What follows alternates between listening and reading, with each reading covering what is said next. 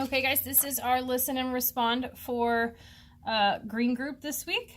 How to Babysit a Grandma by Jean Regan. So go ahead and make sure your name is at the top of the paper. First things first, today's date is 11/13/2018. Then you're going to write the title of the story on this line so that I know what listen and respond this is and I can write it in your grades. How to babysit a grandma.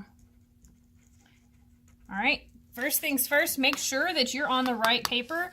Green and purple will not have anything down here at the bottom. So red and yellow, it's going to say red and yellow. So if you have one that says red/yellow at the bottom, that is not the correct one for you to be working on. You need to go grab one that does not have anything at the bottom. So make sure you have the right one. Now we're going to go ahead. As college-ready readers, we always use college-ready sentences. We always support our ideas with evidence from the text. So we're going to preview our story. Readers always collect clues before they get started reading. Look at the front and back covers of the book before you start reading or listening to this story and use it to fill in the chart below. So what do you think this book is going to be about, and why do you think this? So I need two things that you're thinking. So here's the cover of the book, the front cover. It's got a grandma, the little girl, it's got a little dog, and they're doing activities. Here's the back. It says, now that you're an expert on babysitting a grandma, don't miss these other hilarious how-to books. How to babysit a grandpa, how to surprise a dad, and how to catch Santa. So I'm thinking maybe this book might tell us how to do something. So go ahead and take some time and fill in. I think this book will be about blank. Tell me why you think this, what's not happening on the cover that's making you think this. Another thing I think this book might be about is blank, and this thing, the reason I think this is because I see blank on the cover. Once you've done that, you may go ahead and finish listening to this recording. You'll turn to the next page. The next section is characters and setting. Readers know that understanding the characters and the setting of a story will help them understand what's going on in the story. So I need you to list 3 characters and then at least 2. 1, 2. Need to be done. So I don't ever count off if you're missing this last one, but if you're missing one of these 2, you're gonna miss a point. So you need to make sure that you have at least 2 for each character that you list. What is the setting of the story? Remember, the setting is where the story is taking place. So many of us are missing that, and that's very confusing because we've gone over it many, many times. So the setting is always going to be a location, like where is something happening. So you're going to fill that in here. The setting of the story is at school. The setting of the story is at home. The setting of the story is in a city. The setting of the story is at the beach. You get the idea. And then this question, how does the setting match what is happening with the characters? So it matches because think about where certain characters are going to hang out. So if you are having a story about some crabs that like go on an adventure, do crabs hang out at the mall? No, crabs hang out at a beach, right? So would it make sense if there were crabs at a mall? No, that's what this question is asking. What is the purpose of putting the characters in that certain place to tell the story? Why do you think the author picked this location for the story to be told in? So that's what you need to be thinking about for that. I'm going to go ahead and start reading How to Babysit a Grandma.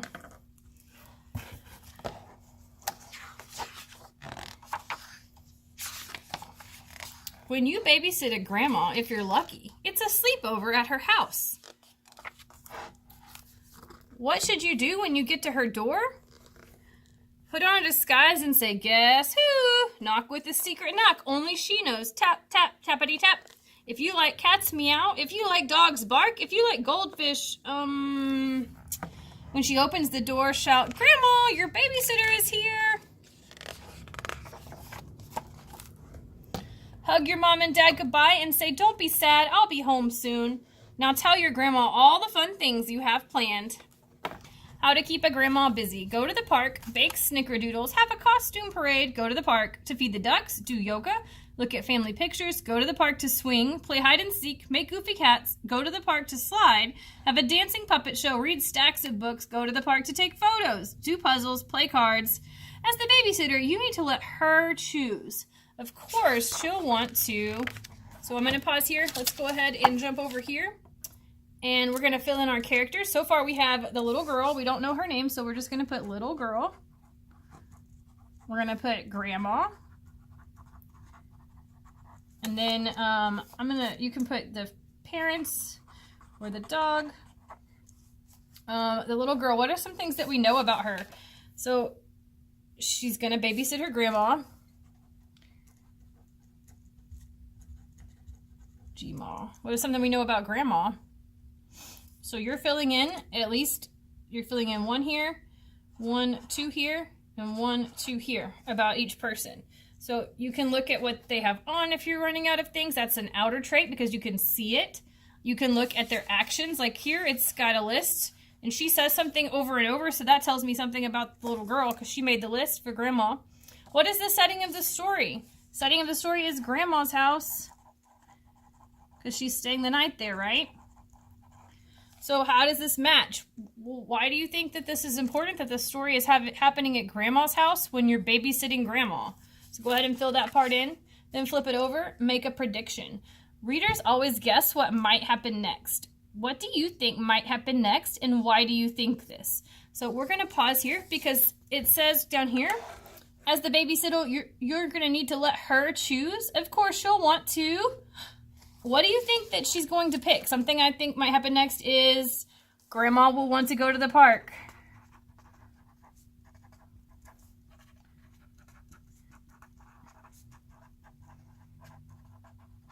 I think this because it is on the list a lot, right? So now I want you to come up with at least this one and this one by yourself. And once you've done that, we'll jump back into the story. Go to the park. What to do at the park? Slide down the bumpy slide and the twirly slide. If she's feeling brave, try the tallest slide of all. Push your grandma on the swing, but not too high. Remind her to pump her legs. Feed the ducks. Show her how to help the shy ones get some food. Don't forget, good babysitters always say 5 more minutes before it's time to go. Back at home, plan some more fun. How to play with the grandma. Grab 2 microphones and sing a duet. You might want to try You Are My Sunshine or Happy Birthday or make up a new song together. Line up all her shoes to play shoe shop. If your grandma likes fancy things, decorate her with ribbons, bows, and stickers. Shout, ta-da, when you hand her a mirror. Soon it's time for dinner. Your grandma may be a yummy cook, but share your tricks to make everything taste even yummier. Add sprinkles to anything? Well, almost anything. Arrange the food to make silly faces. Shut your eyes as you take each bite and say, mmm.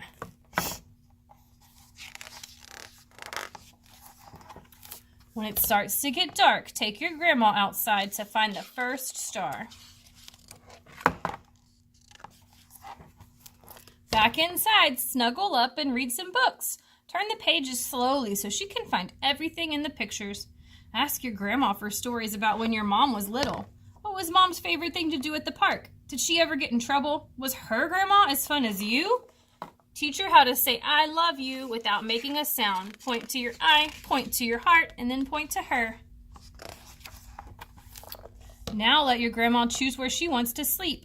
Places to sleep: in a tent, on the floor, on the couch, in the little bed, in the big bed. If she asks, should we leave the night light on, the hall light on, the door open? Answer, yep, yep, yep. Once you're both tucked in, make shadow puppets. Have your shadow foxes kiss goodnight. If she's missing your mom and dad, tell her they'll be here tomorrow, bright and early. In the morning, when you hear a knock, open the door dressed up as twins. So we're going to pause right here. I'm going to go ahead and jump to this bottom part that says visualize. So I've changed this up a little bit because I think some of us were struggling with this. So readers always think about how this story might look in their heads. So you're describing what you're seeing in your mind movie. Like pretend like I can't see and you have to tell me about what it looks like. So what do you think this part of the story might look like? And what makes you think this? So I'm imagining the part in the story where let's go back a page and we're going to do the part where they dress up as twins. So I'm imagining the part in the story where they dress as twins. I'm imagining it looks like they match and are cute. So 3 things to describe this are, so let's see, what are we seeing? I'm seeing a hat with flowers, so purple hat with yellow flowers. I'm seeing brown purses. So I'm looking at what's there, and then if you have a different image in your brain, you can also add this. So what I want you to do is I gave you 2 examples, but I want you to only pick one of mine to have on your paper. You need to have at least 2 that are your own idea, okay? And then tell me why you think this. I think this because in the story, they dressed alike, right? So that's how I know why they look alike. So go ahead and fill that out. Remember, you can only use one of my examples. The other 2 I want to come from your brain.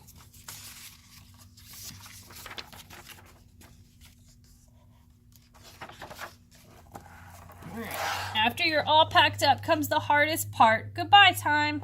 How to say goodbye to a grandma. Let her borrow some sprinkles, some books, some stickers, some ribbons. Say I love you without making a sound. Give her a big hug and ask, when can I babysit you again? The end. So now what you're going to do is go back over here to this back part of the packet here. You're going to summarize this story. So readers, think about the most important parts of a book. In your own words, give me a summary of the story you just listened to. The story, How to Babysit a Grandma. So I know to write that there because it tells me right here, title of the story. This is the title. Talks about a girl and her grandma. In the beginning of the story, what's happening in the beginning? What happens in the middle? At the end, what's going on? Tell me in your own words, one of the main parts of each part of the story. After you do that, you're going to do your blog. So some of us haven't been doing this and you're missing a point on your assignment. It's very confusing. I don't know why we wouldn't do something when it's listed on the paper. So you're going to open up Google Classroom and start a new post. If you're confused about how to do this, please raise your hand and I can show you. It's basically as soon as you open up Google Classroom for your color, at the very top, there's going to be a little line and it'll say share something with your class. You just click right there and you can literally start typing. So you're picking one of these things. So you're either doing making connections or story continued. You do not have to do both. So you're picking one or the other. If you choose to do making connections, you're going to follow these instructions. If you choose to do story continued, you're going to follow these instructions. So I'm going to walk you through how to do both of them, but remember, you only have to do one. Readers think about ways a book is similar to their own lives. So you're going to be thinking about, have you ever hung out with your grandma like this little girl did? Have you ever done any of the things that she's done? How can you make a connection to this story? So you're going to title the post. So I need you to title it so I know if you're doing this one or if you're doing this one, because we're not putting titles on it and it's very confusing when I'm trying to grade it. So you're going to title it Making Connections to How to Babysit Grandma. So that's going to be the title. You don't have to put your name because your name is automatically connected to whatever you type.